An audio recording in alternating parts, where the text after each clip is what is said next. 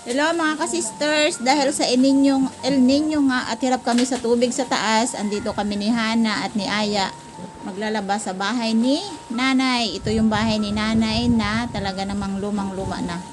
At ayan, mapapansin niyo po na ang dagat ay napaka lalim at maganda siya maglangoy. Ayan, masarap ang hangin dito mga ka-sisters kapag nagsabiki ako sa umaga at pag uwi ko ay ayan, nakikita nyo yung niyog ay pwedeng na magkuha ng panggata dyan para sa ginataang isda na may talong. Ayan, masarap. So ngayon mga ka-sisters ay talaga namang init na ako dahil nga ang hirap ng tubig talaga sa taas at halos puro pangsaing lang ang tubig namin.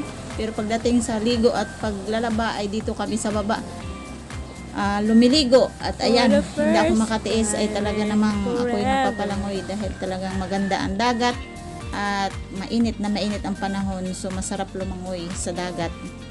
Maliit pa lang ako mga ka-sisters ay natuto na ako maglangoy-langoy dahil nga sa malapit sa amin ang dagat. At ang gawa ko noon para mas matuto ako dahil sabik naman talaga lagi ako maligo sa dagat noon kapag si nanay at si tatay ay may pinuntahang malayo. Pagtalikod pa lang nila sa amin ay ayan na, yung kasama kong kapatid ay sobrang excited na makapaglangoy kami sa dagat dahil ayan, talaga namang napakaganda maglangoy sa dagat na dito sa amin dahil napakalinaw yan at yan, napakalalim.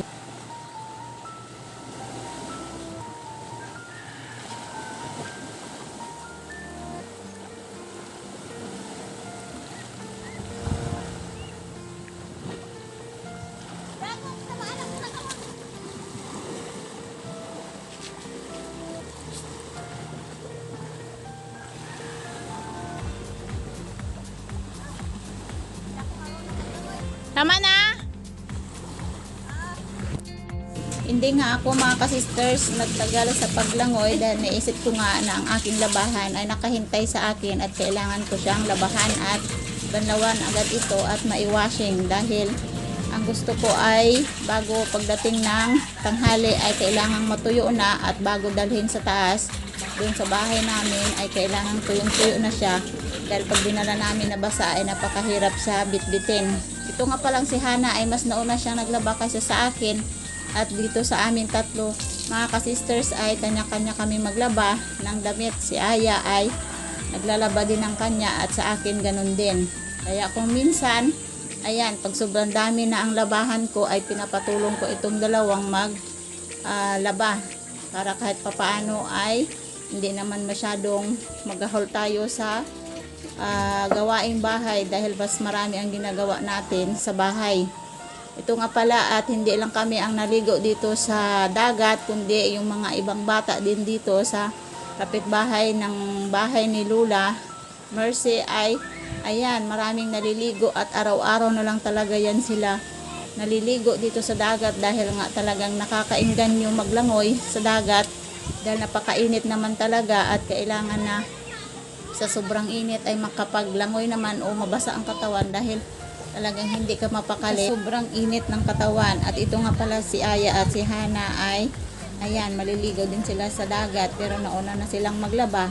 Yan ang gusto nila ay matapos muna ang kanilang labahan bago sila magliligo sa dagat. At itong si Hana at si Aya ay maliit pa yan sila. Tinuruan ko na silang maglangoy para kahit papaano ay medyo mapalagay ang ating loob kung sila naman ay magligo sa dagat. At dahil nga sila ay marunong, ayan, medyo okay naman yung pagbantay ko sa kanila at wala akong kabado dahil nga sa marunong sila.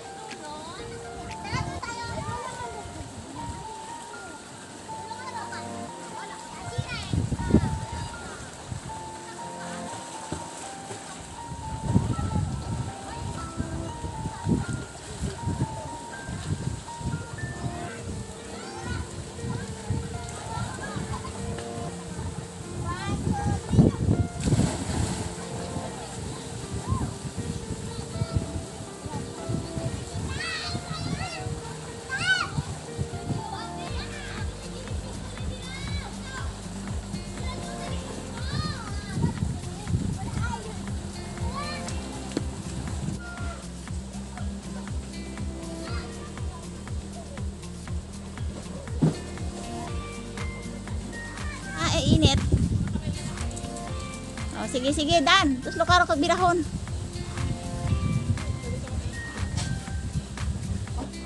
Sagangat anang idalom ka ran.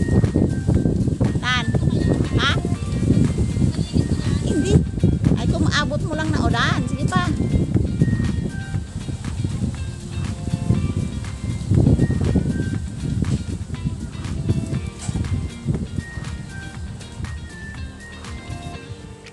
Pa. Mabagat na? Mabigat na? Ay! Hindi ko makaabot. Ayan! Pinaligid lang! Ay, what nakaaba? Sige, Dan. O, isa pa. Bakbaki. Sus.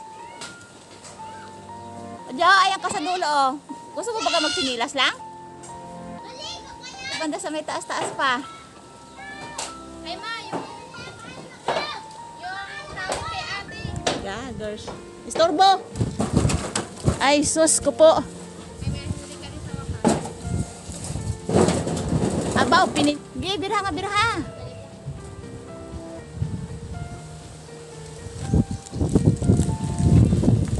Yun. Ay, kabuon.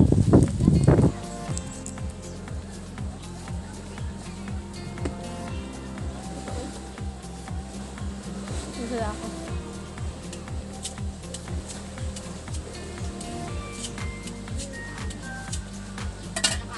Gusto mo ba ka?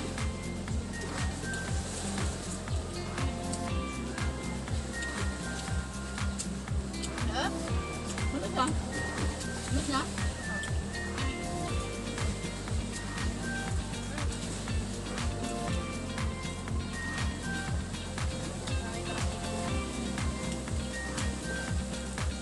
Sino may ari yan?